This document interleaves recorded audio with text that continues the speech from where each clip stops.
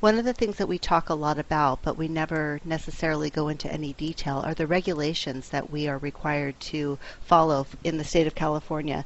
So this short presentation is going to cover those regulations and hopefully tie together some of the things that we ask you to do in your day-to-day job and why we ask you to do them. The goals for today are listed below. There are some different types of regulations, and so we will look at where those come from, how the customer service standards tie to those regulations, and then some of the tools that have been developed over time to help us not only provide good customer service, but also meet the regulations. Let's jump right into the different types of regulations. There are three major types of regulations that we are asked to follow in the state of California. And it's unique in California because in some states they only have to follow the federal regulations.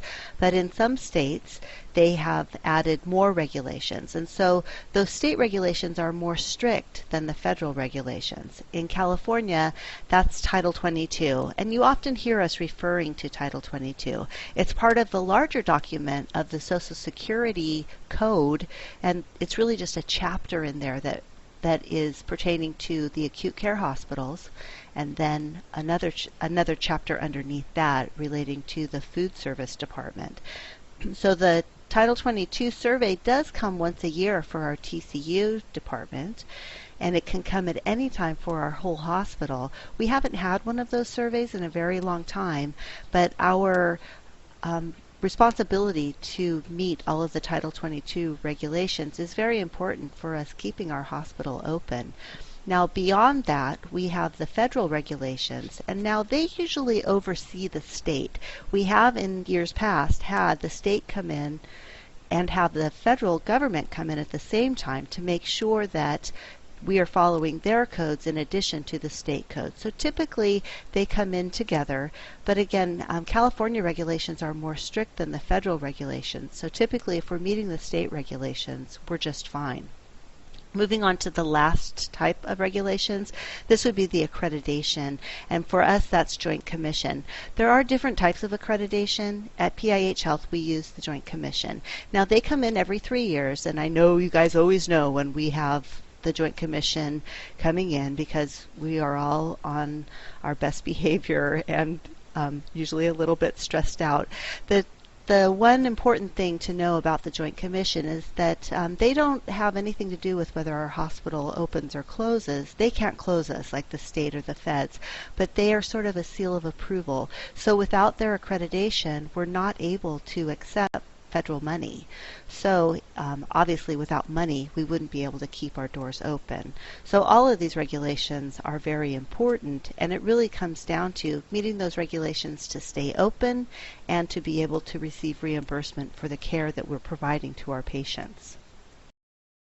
As I said, Title 22 is the most strict, and so we're going to look at those regulations and how they specifically pertain to the diet office in the next couple of slides.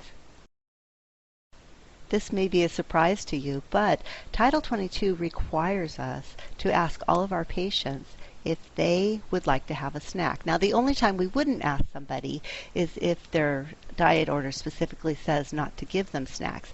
But this is where, particularly in the TCU unit, or any other of the units where the patients are here for a longer period of time, we should be asking patients if they want a snack and checking back with them periodically to see if they've changed their mind, or maybe just as a bit of a monotony breaker to see if they would like to have something a little bit different. Title 22 also requires that we meet all of our patient preferences. Now, on the really big scale, we do this by having a menu that the patient can select. And we reach a little bit farther by offering our alternative menus, offering the patients to have items from the cafeteria, or the write-ins and the grill items. Also, when you go that extra step to offer the family members to fill out a menu, maybe for a patient who's not able to do it themselves, or if we just want to make sure that we're getting what that patient would like to have and they're not really capable of doing it themselves, we're doing that to meet their patient preferences. This next requirement about the record of likes and dislikes lives sort of in between the diet office and the dietitians. We need to have some kind of a profile on our patients that tells what they like, what they don't like. Now, this the fact that we have a select menu takes care of this in a way, but our EMD does allow us to write in the comment section what the patient would like or doesn't like. And we can also add on other preferences. They prefer a certain flavor of something and so forth. All of those things meet the specifics of this requirement. Probably no surprise, Title 22 also requires us to meet the cultural and religious needs of our patients.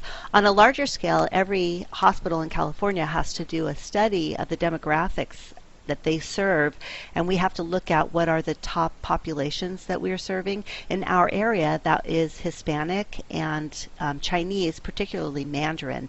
And so you'll notice around the hospital we have signs that are trilingual, English, Spanish, and Chinese characters, and that's to meet the population needs that we serve. We also have menus that meet those same needs, as well as having others that meet more of the religious type of requirements. So vegetarian, particularly for the Hindus that we have, kosher and halal for people who follow those types of dietary practices. So all of those are to specifically meet the Title 22 requirement, but also just to provide good care for our patients. Hopefully this has been a good review for you of not only the regulations, but kind of the whys behind we do some of the things that we do in our department, and why we have some of the tools available to us to be able to fulfill these requirements. So good luck, and please feel free to share this newfound knowledge with your coworkers about the regulations and why we do the things that we do.